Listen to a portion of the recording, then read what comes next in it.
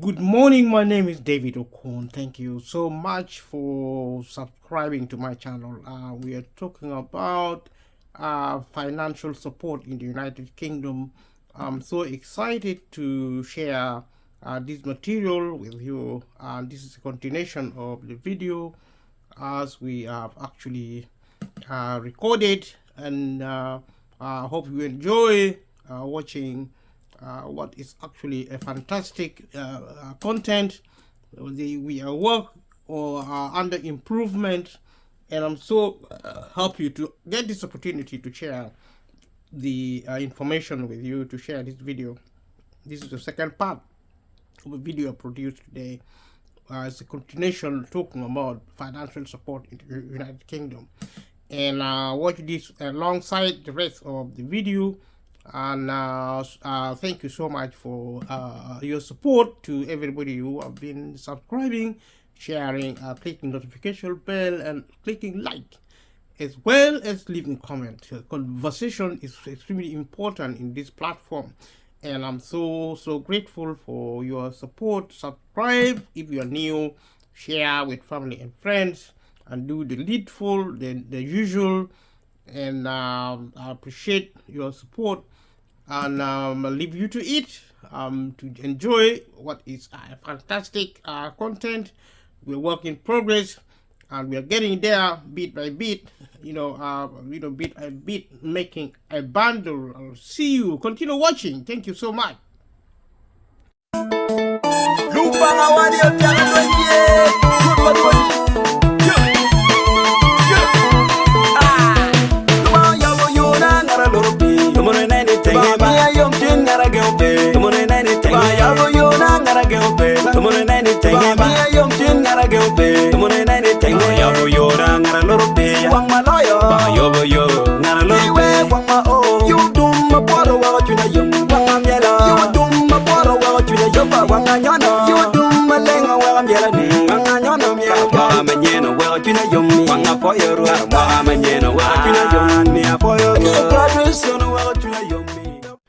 Now, if for some reason you are not paid in time, you are actually you are not paid when you should pay, then the Department of Work and Pension will backdate your benefit so that you don't lose out on benefit. And that is all the best they can do. But you see, the chronic problem with the payment system, also with the processing system, is actually waiting, and the complexity with which sick people have to go through. They are already sick, and some of them will actually struggle as sick people to try and get benefit. The government promise was there. I mean, why do you tell the British people there is benefit where if they cannot get it, because getting the process of getting it is almost impossible to achieve? It's like somebody tells you there is food in the fridge and the fridge is locked and you don't have the keys to the fridge. That is exactly, there is food, you're starving to death, and somebody says, okay, if you don't want to die, go to the fridge and take some food and eat it. You go to the fridge and then the fridge is locked and you don't have the key. It takes you 3 months to look for the keys, or even to find ways of unlocking the fridge. Sometimes if you're lucky, like a game of chance, if you're lucky you can actually get the key. Sometimes you don't get it, the key is eaten somewhere in the house. You have to find it and get some food to eat. You wait for 3 months and sometimes you don't even get it. That is how the health assessment works, because we are talking somebody who has already passed the assessment, because you don't get any benefit at all. You don't get your entitlement at all when you don't pass the assessment. You will more likely than not, you don't pass the health assessment. It doesn't matter what the doctor says. The doctor says you are very sick, you cannot work, and even if you can work, your work is impacted because of your sickness. The Department of Work and Pension do not give you the sickness element of universal credit because of the complexity, because of health assessment. It still has to bring its own people who are actually not clinicians, administrators, civil servants. I don't know whether they're civil servants or whoever they are. They are called health assessors.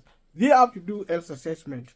Even if the doctor says you're sick, it doesn't matter what kind of evidence you get. If you are going to fail the health assessment, you fail it all the time. And advisors will advise those who fail to do a mandatory reconsideration, asking the DPWP to look at their decision again, which they are most likely to fail.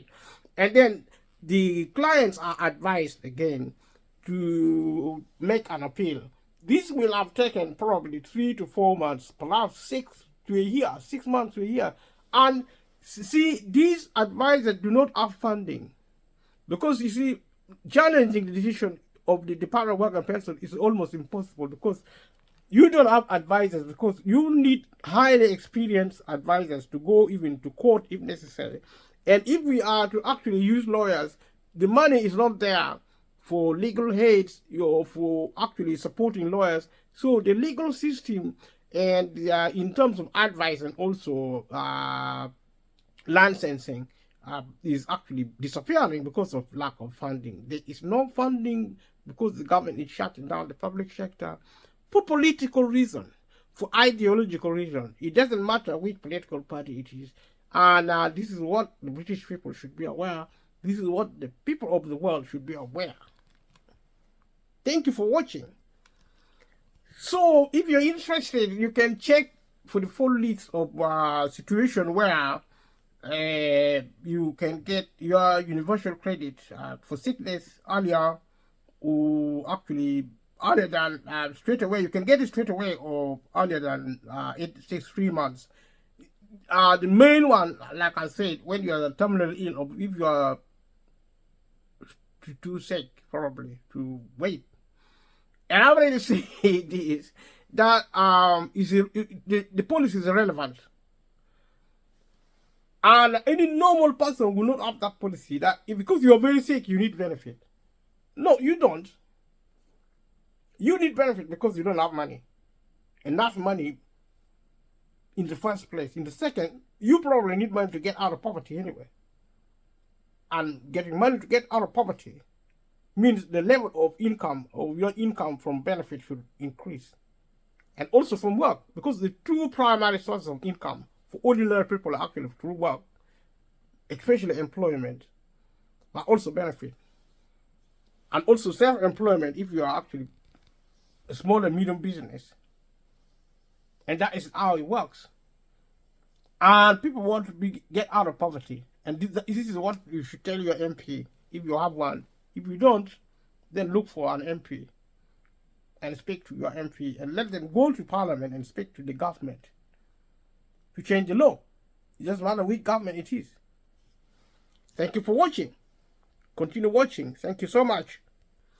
Something else to pay attention to: if you are working, if you're sick, or you're very, very sick and you're working, if you earn 16 times the amount of the level of national minimum wage, so what they call 16 times the hourly minimum wage. This is the minimum wage per hour, as you are paid per hour. If you earn 16 times in your work, you are paid 16 times more than the minimum wage. Then you are not going to be assessed for sickness element of universal credit. Non-limited capability for work or limited capability for work-related activity. These are actually pointing to whether or not you can get the sickness element of universal credit. So even if you are sick, if you have a certain level of income, which is 16 times the hourly minimum wage, which is £10. I think the minimum wage is about £10 anyway, actually less than £10 to be fair, per hour. Then you are not going to get universal credit at all.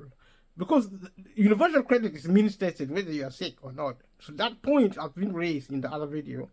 And because it is means tested, and I mean, if you're earning a certain level of money from your work or from wherever, even if you are given this money regularly or otherwise, including your saving, you will not be able to get any universal credit, whether sickness benefit or not.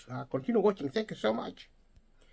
Now, if you are actually assessed as being LCW or LCWRA automatically, if you are categorized as being seriously ill, probably terminally ill, then you are allowed to get the money without whether you are actually working. I don't know how it works really in practice, because uh, if you earn more than the minimum, I mean, 16 times more than the minimum wage in the hourly rate, then if you're actually in automated category of LCW and LCWRA in automation, for example, if you're terminally ill, probably, I don't know, some people are terminally ill, but they can still work and earn a lot of money.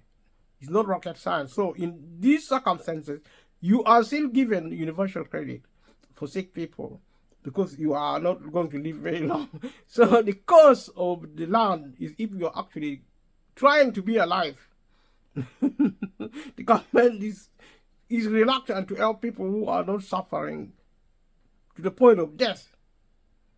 So death is really a good thing in the eye of the government.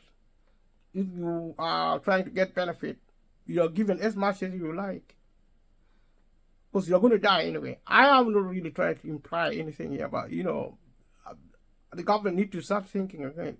I have said on this video, to repeat it, that sick people, whether you're terminally ill or just sick, you don't need benefit. You need benefit, enough of it, to get you out of poverty, once and for all, to pay for your housing, to pay for your fuel, energy, transportation, to support your children to school. You see? And a lot more help is needed at school, at the hospital. Sick people need a properly functioning hospital. You don't wait on the phone for 2 hours for an administrator to turn around and say, oh, you don't have an appointment today. There is no appointment left. Can you book an appointment for me? No, we don't book appointments. We don't pre-book appointments. You don't pre-book appointment, and every time somebody phones, the appointment is full. There is no appointment left. That means this service is closed. You are wasting your time. Go and get sick somewhere else, not in Britain. Do not be sick and come to the government facilities for medicine, for medical support. We don't do that. They don't just say it because they are trying to be ridiculous. I mean, you phone somebody in the morning, you wait for 2 hours on the phone. Somebody answers the phone and they are not your doctor. And they're telling you there are no doctor's appointments left. Can you book me an appointment maybe tomorrow or next week? We don't pre-book appointments, which means they don't book appointment at all. Because every time you phone them, they tell you the same thing. This is happening now.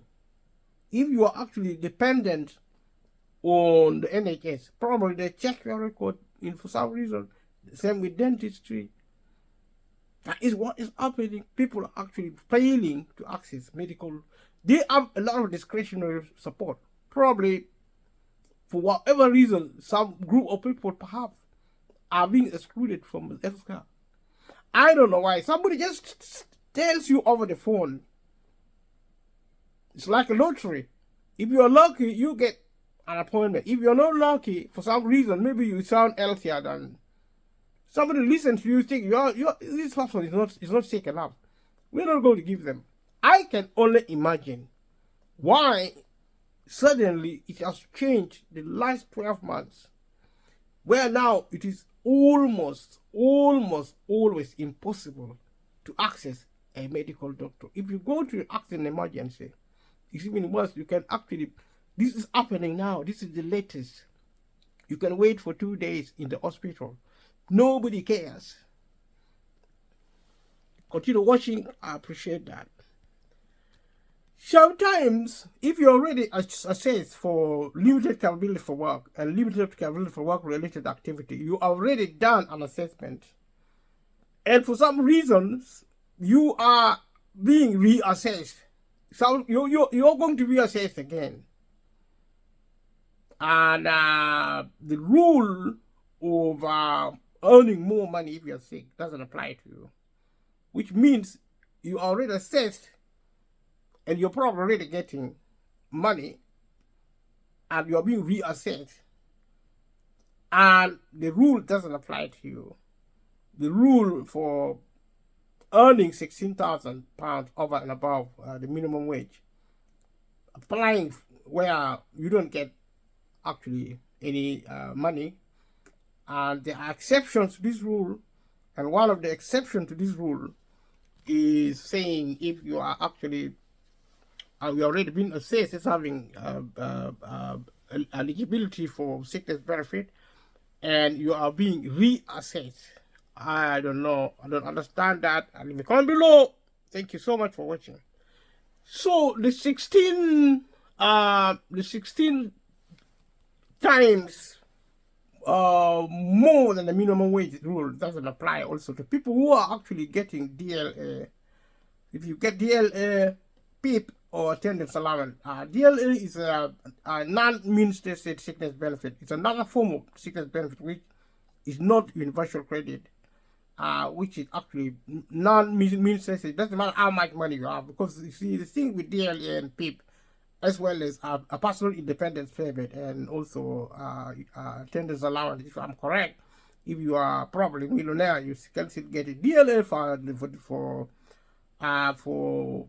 disability living allowance, actually for children, and also personal independence payment for adults, and for attendance allowance, and for people of pensionable age, so, elderly people. So they are the same sickness benefit, which are actually different from universal credit. And like I said, this is how complicated the benefit system is. They're all over the place. You need to be really a rocket scientist to understand which benefit is which and where to start with what. And these benefits are not actually, if you're lucky, you're going to be informed. Otherwise, best place to find out about them, any benefit which is available, you are not told that they are there. You need to really go online and look for it. If you are working, if you have never been on benefit, if you have been on benefit, you need to go online or visit the job center and talk to people, because if you have never heard about benefit before, you will not actually know the benefit exists, because nobody will tell you about it unless you go looking for it. And that is another issue with the benefit system, which is actually a terrible thing. Continue watching. Thank you so much. If you watch this video, watch it with the rest of the videos I've been producing about this topic. And I've already said that people now on benefit, if you are claiming new benefit, if you are actually existing within the old legacy benefit, you are being moved. People are moving away from legacy benefit into the new universal credit. And if you are going to claim now, if you lose your job now, or for whatever reason you are going to claim universal credit now, then you are going to claim benefit. You will only claim universal credit, or actually new style job seekers allowance, or new style employment support allowance. But broadly, people are actually moving into universal credit as of rule. So universal credit are actually replacing 6 benefits, legacy benefits. The 6 legacy benefits being replaced actually a benefit like the housing benefit, which is now called the housing element of universal credit, and also called income-related employment support allowance, which is actually ESA, which is a sickness benefit, sickness element of universal credit currently. The minister said it's also called, there's something also called income-based job seekers allowance, which is actually a legacy benefit being replaced by standard allowance of universal credit, and also child tax credit being replaced by child element, and also working tax credit being replaced by working element, and income support being replaced by something else, probably standard allowance of universal credit or something different.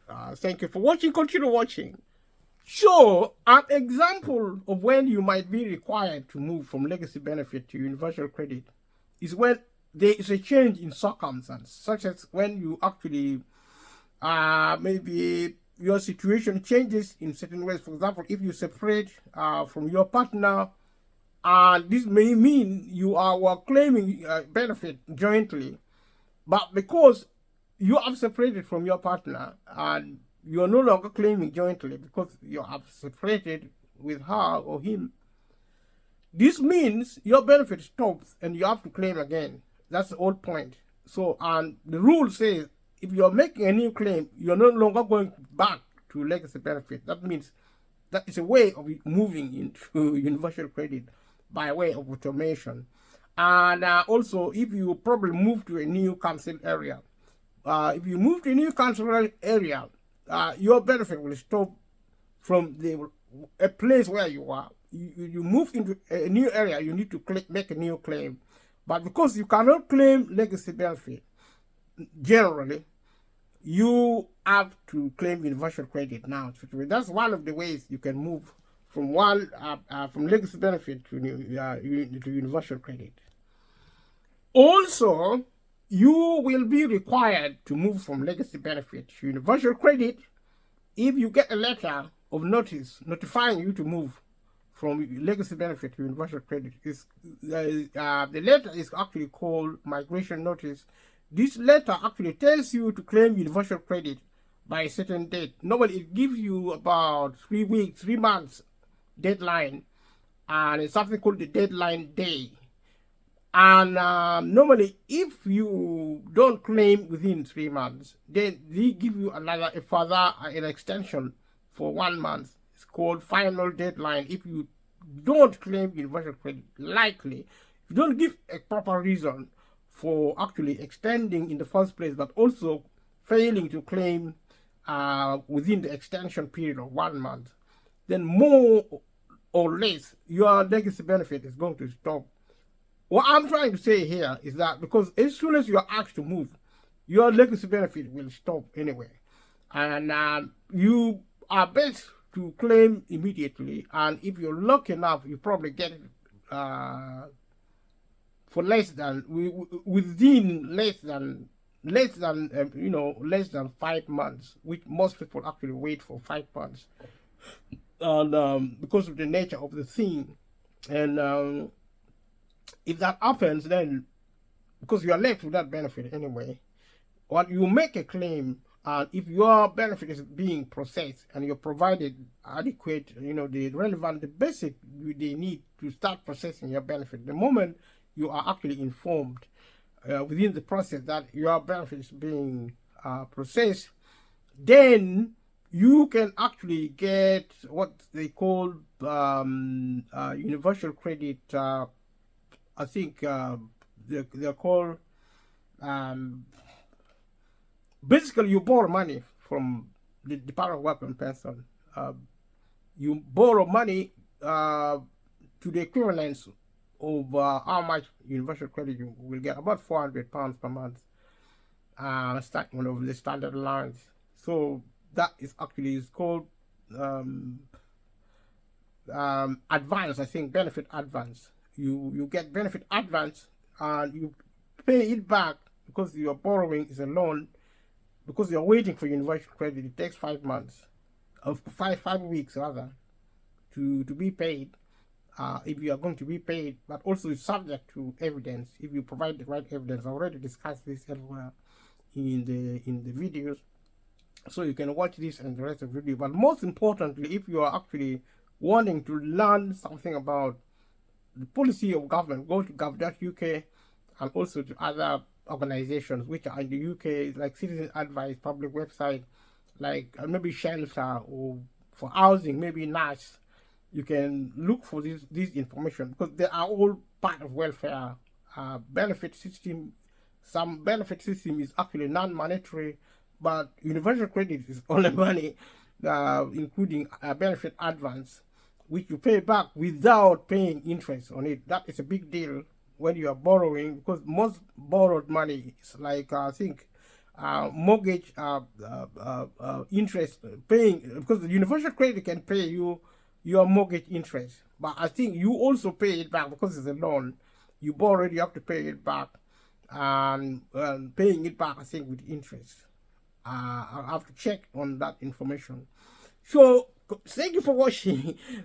This is just a flavor to give you an idea what is meant by money given by the government. Thank you so much.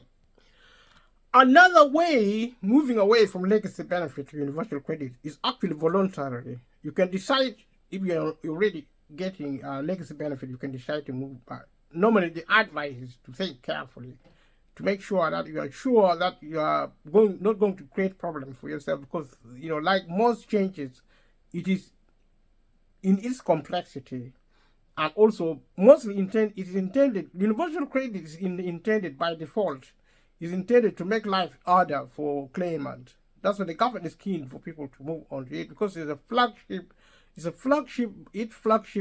policy on benefit reform. Benefit reform means beginning the process of shutting it down. Any public sector reform, even actually private sector reform, normally means shut down, because if big corporations actually making reforms, it means it's shutting down, cutting costs. That is what it means. Always. And the argument for shutting down the public sector, because it's costing money. It's all about money. So that is how private sector will also close down, because it's costing money. As soon as private companies and public companies get technology, they're going to stop employing people, because it costs money. I mean, that is reform, it's efficiency saving, and it is, it's a good thing in terms of business, public or private business, because why incur costs if you can avoid? But how about the welfare of people who depend on employment and self-employment, people who depend on benefit, people who are not multimillionaires or multimillionaires? This is the gap in policy which the government actually need to think carefully if it still has the capacity to think, which it does. And this is something people should remember. I'm grateful for people who are actually watching, people who are giving feedback, people who are happy. I'm sad for people who are sad because they are watching my video. If you are sad because you're watching my video, I'm so sad. But I'm not going to cry, because I know sometimes in life you have to practice tough love. And the government itself may be practicing tough love on the people of Britain, but its way of showing love is a bit extreme if it is showing love to British people, because I want the British people, if the government loves its people, it should get the British people out of poverty today by increasing the level of work and benefit, because these are the primary. Work is in self-employment and employment, mainly employment. National minimum wage, national living wage should go up to. If the government is so mean, I use this word with care, he should give at least £20 per annum, £20,000 per annum net income for people who work for a living, people who are also on benefit. The same, because the aim should be one, get British people out of poverty. And that is a necessity, because we have a lot of wealth in the world. This is not a British thing. This is just something which should be rolled out globally, especially in Europe, America, and Asia, but also in Africa. Thank you for watching.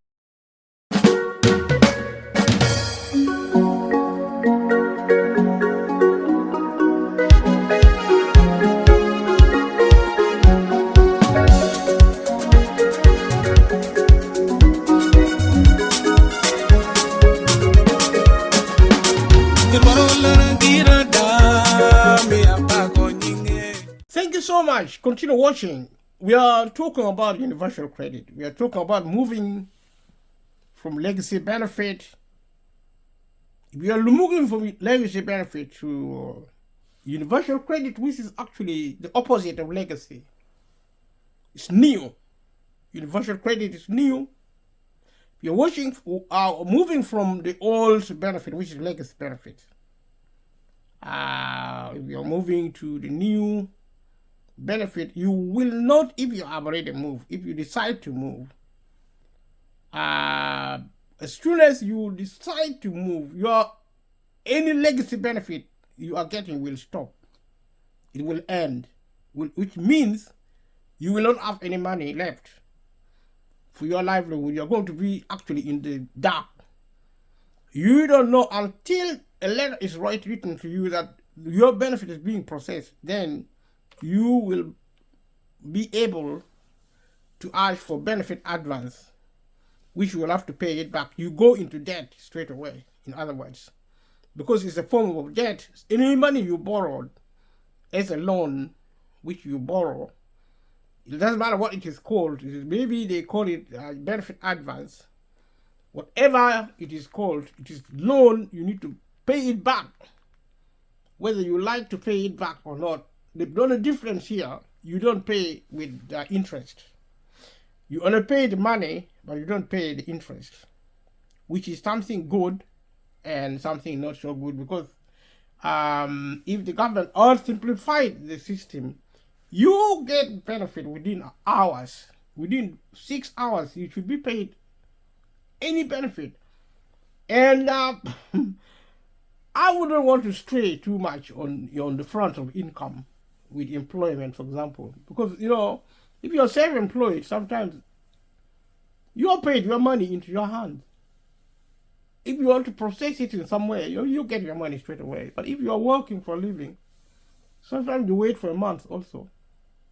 Some people wait for a week. Some people are paid on a daily basis, which means there is possibility if there is a will. The only reason people actually go through complication because they decide to complicate the matter. When people are so desperate, they face homelessness, they face destitution, and also owing to the fact that universal credit, the level is so low, any distortion of money supply in terms of income could create a crisis before even the full payment is made. And when the full payment is made, repaying it is a tug of war. People will have actually gone so deep into debt in every front: rent arrears, council tax arrears, borrowed money from family. And if you just lost your job, you're so uneducated about managing your finances. Because if you stay on benefit for 6 months, one way or the other, you have to really change your behavior straight away. Just forget about money.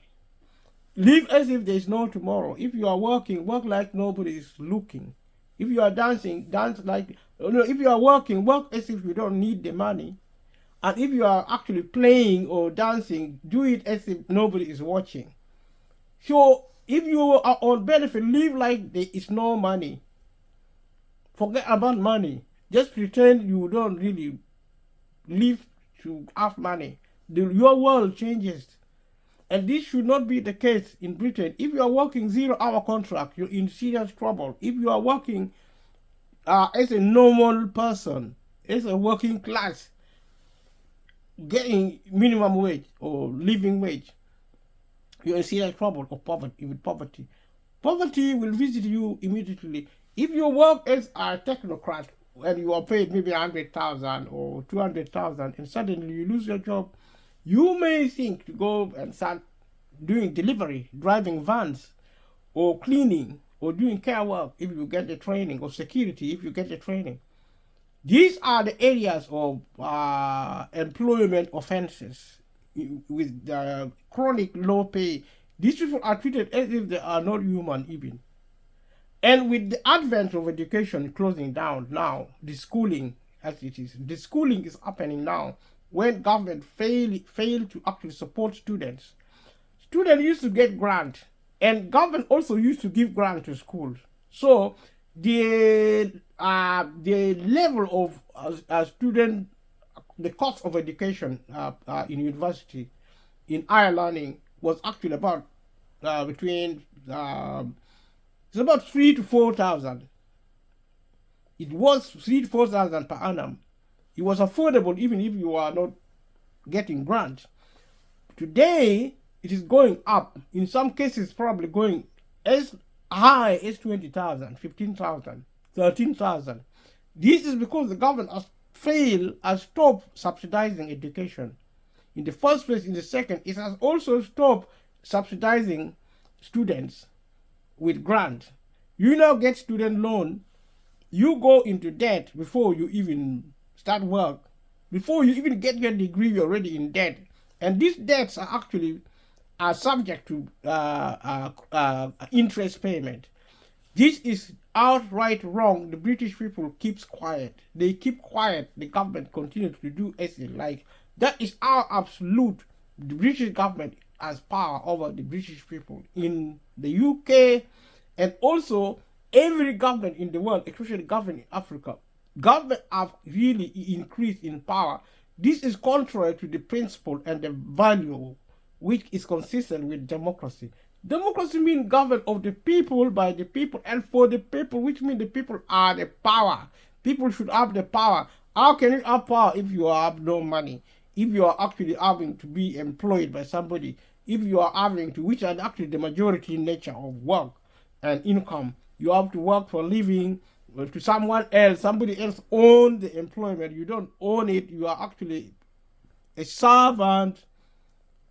Somebody who is a citizen of a democracy is a master in his own right, because democracy means government of the people, governed by the people, governed for the people. People are the bosses. They vote, and they vote for their members of parliament. They are the bosses. How can you be a boss if your member of a parliament is more, is paid more than you are paid, and you're a voter? And we are not even asking to be paid the level and member of parliament is being paid. If you're a nurse, if you're a medical doctor, the medical doctors, junior medical doctors are paid on about 25%. I mean, £25,000 per annum. What kind of doctor is that in Britain? Of all the countries, United Kingdom.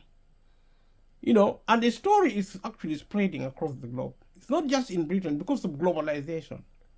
If you don't know anything about globalization, go online. Anything I have mentioned which you don't understand, go online. Stop being busy. You can be busy working, but you can also be busy learning. Thank you for watching. We'll talk about money, universal credit. We'll talk about all what it means to be on benefit, what it means, what it actually stands for, why it is actually the source of poverty, because the government is asleep. All our people are actually claiming benefit. We are so happy, but they are poor. Our people are actually in employment, but they are poor because the level is too low and the process is too complicated. People increasingly are now unable to access benefit. People increasingly are unable to access employment. And this is going to get worse and worse because capitalism is actually coming to an end. The building of capitalism is coming to an end. We are going to start living capitalism. That means we live under capitalism. The machine, if we are lucky enough to have artificially intelligent 3D printer and all these other cool robotics, nanotechnology, and much more, many more. If we are lucky enough to have them working for us, then we all become masters, because we stop working, we just enjoy wealth. These things will begin to create wealth, unlimited. The idea of limited, finite resource become infinite resourcing, because that is the power of technology, and we have that. It is within our reach now, and many, and much more. This is good news. What is bad news is our habits, our characters, our culture is broken. Society is broken. We do not know how to live peacefully. People who are super rich are going to control technology, and they're not going to allow anybody to touch it because it is their toys. They are like children. They have all the toys full of a room full of toys, and they still cry for more. There are toys, covering the whole house, and you can't even move because a child's toy is everywhere. It's choking the space, and they cry for more. And you shouldn't touch their toys, even if they're not playing with it. And that is what the rich people are doing. You don't have so much wealth. You don't touch because it's their wealth. And it has turned into a security issue. And it is going to go worse. And technology is going to be used as a tool of oppression of people who cannot access resources. People who have all the wealth of the world are going to be some of the most dangerous dictators in the civil sense of the word. Because the government will going to close down, the state is closing down. Because it doesn't have any more money. Private individuals are holding money, which is supposed to be good. Because you see, we want our freedom at last from the state. What could possibly go wrong? But you see, the inequality would mean violence is actually on the horizon. How are we going to deal with this violence? Unless rich people are going to eliminate all the poor people, there will be no peace for the wicked in this house. Is that going to happen? The other option is for us, rich and poor, to learn peace, to learn cultural economy, to master how to value humanity, to have respect for ourselves, whether we are so rich, whether we are so poor. We are humans. We are actually to have respect for ourselves. We have to take care of ourselves, take care of our friends and families. Let us go back to talk about universal credit, which is money given to the British people. Thank you for watching. Share, comment, subscribe to my channel. You know, be an advocate, good advocate. Click like and click notification bell. Thank you so much. Continue watching.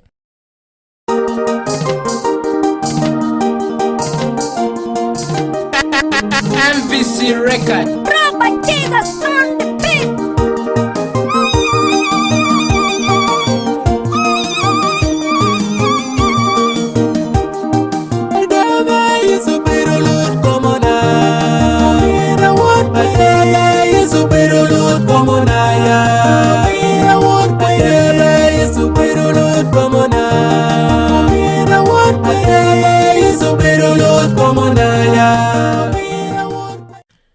Let us also talk about a type of sickness benefit which is called severe disability premium, which you get in addition to universal credit, or potentially you can get it.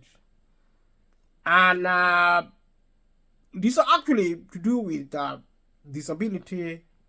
Is known as severe disability premium, SDP. Is known as the benefit is type is actually called SDP. I think it's a legacy type of benefit, which actually indicate the severity of sickness and also the amount of benefit you get, which is called severe disability premium, SDP. So where you're getting an SDP benefit, which you might get with universal credit. If you're getting it recently, you might be getting extra with your universal credit. That's the information. Thank you so much. Continue watching. So if you are on a migration notice from legacy benefit to universal credit, then the Department of Work and Pension will usually include your SDP, severe disability benefit, premium, which is a benefit for sickness.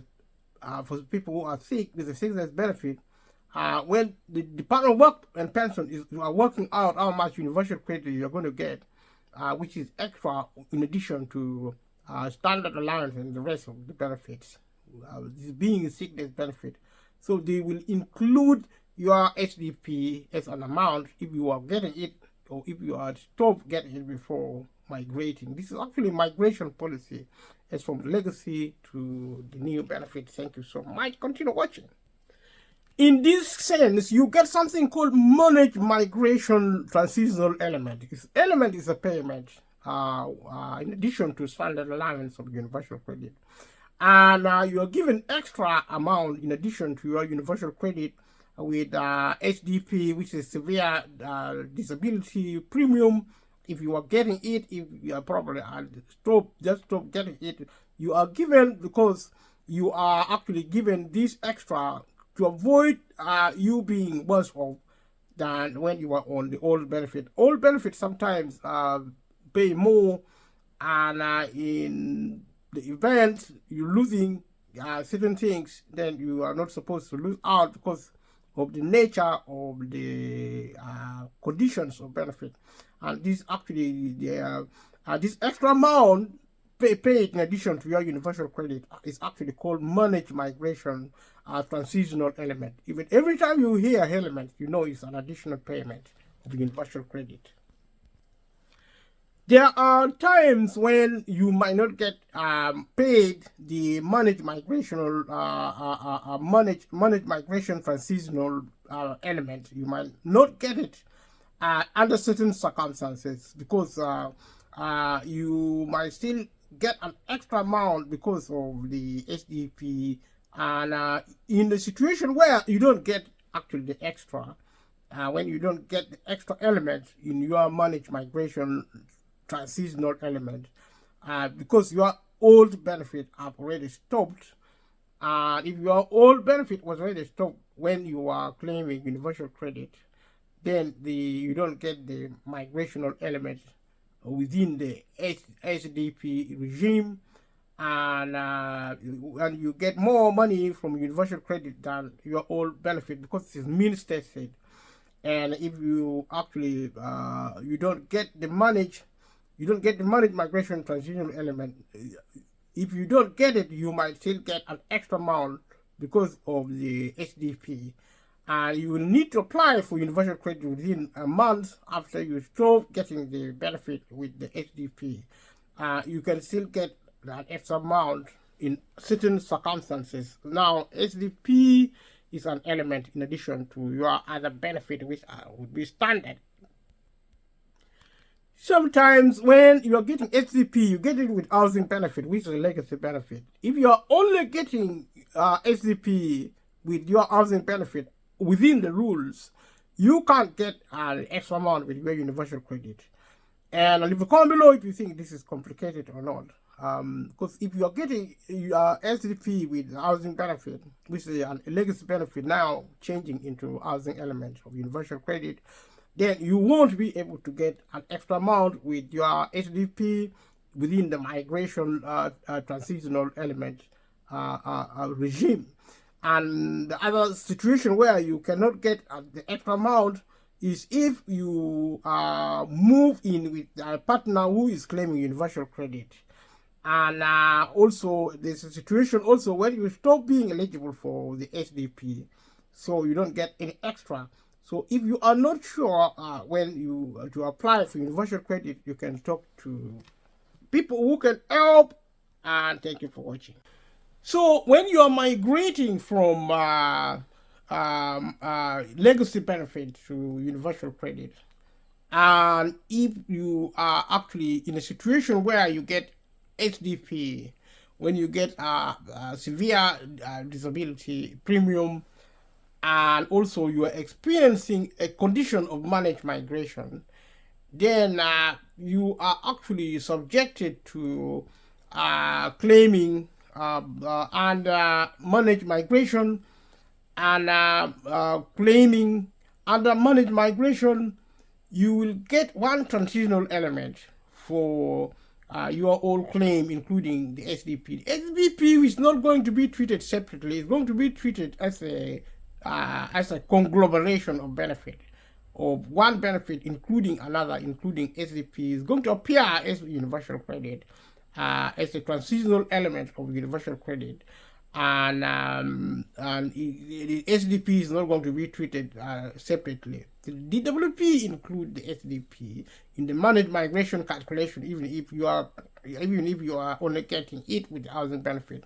So regardless how you get your SDP, whether or not with the housing benefit, you still get the calculation done as if you are actually getting SDP and without the housing benefit element.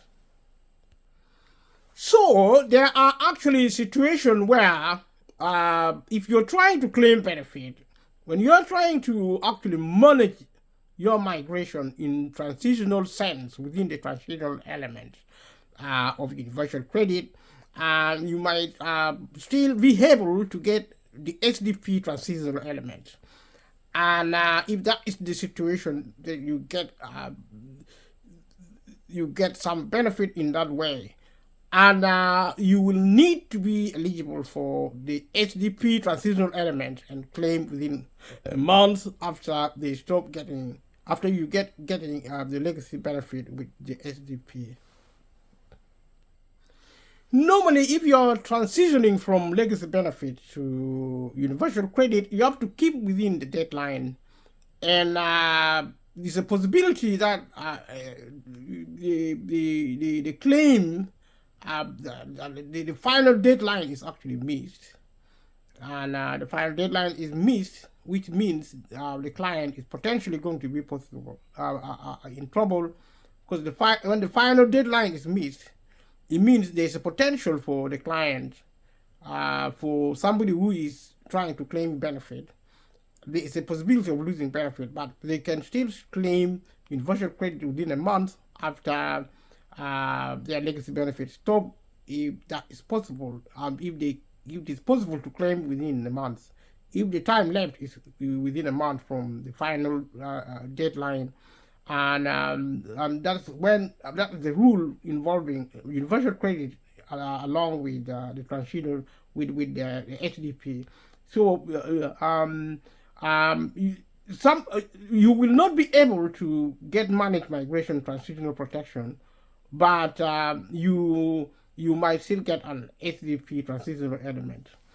And protection normally means guarantee, but nothing is guarantee, but you can still get the element of transitional element of the SDP, which means you will be paid an equivalent of SDP, which you might be entitled to. Like we mentioned previously, sometimes people decide to move from other benefit, from legacy benefit to universal credit. If that happens, and if you are to get the extra amount of benefit, you will need to apply for universal credit within 1 month after you stop getting the benefit with the SDP. SDPs are normally got in addition to other benefit as a matter of normalcy, because SDP is a sickness element. Sickness element is in addition to normal benefit. And under certain circumstances, you cannot get benefit if you are only getting the SDP with housing benefit. Under those circumstances, if you move with a new partner who is claiming universal credit, and if you stop being eligible for SDP, under this circumstance, you will not get any extra with your universal credit. So before the 27th January 2021, you couldn't claim universal credit if you were getting or recently stopped getting a benefit with an SDP. If you applied for universal credit before the 27th January 2021, you can talk to an advisor. They can help you work out what you are entitled to. So the SDP transitional element will not make up all your money. Will not make up all the money you lost during the transition, if you are also getting a disability premium or enhanced disability premium. This is also the case if you are actually part of a couple and got the higher rate of the SDP. And this is being now challenged in the law, so you need to keep an eye. It might change in the future. But if you lose money, you can contact advisors. Sometimes people try or actually perhaps return to legacy benefit after getting an SDP. Under the normal circumstances, you normally won't be able to go back to legacy benefit, like I've mentioned previously. So you might only be able to go back to legacy benefit if you applied for universal credit between the 16th of January and the 16th of January 2019 and the 26th of January 2021. So the law has changed recently. Under certain circumstances, the Department of Work and Pension might let you go back to the legacy benefit. If you got less money because you applied for universal credit, the Department of Work and Pension might pay you the difference. Sometimes the Department of Work and Pension can refuse to let you go back to legacy benefit, and then you can challenge their decision in one way or the other. This is the case if you are returnable to legacy benefit if there was an error by the Department of Work and Pension. If this error is identified promptly and also prior to any award of universal credit, or when returning to the claimant is in their best interest, which may include financial interest. Normally, if you cannot go back to legacy benefit, you should get an extra element with your universal credit. This is called a transitional element.